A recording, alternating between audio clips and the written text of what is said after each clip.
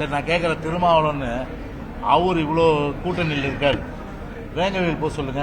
இந்த இவர் மோகன் கள்ளக்குறிச்சியில் ஒரு விஓஓ, அந்த விஓவே பூட்டிட்டு போயிட்டு அதை அசிட்டு போயிட்டான்.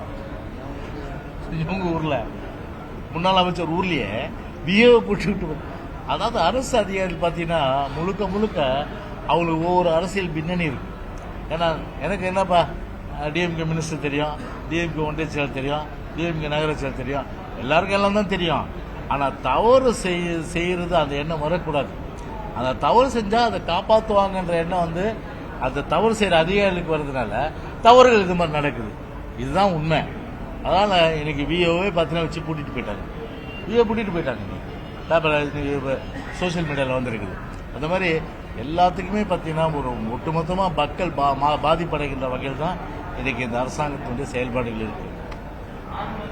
சரி, இவர் விசிக திருமாவளவன் இந்த விசிக திருமாவளவன் அது சப்ஜெக்ட் வரேன் தம்பி, சப்ஜெக்ட் விசிக திருமாவளவன் இன்னைக்கு இதுக்கு போக முடியுமா?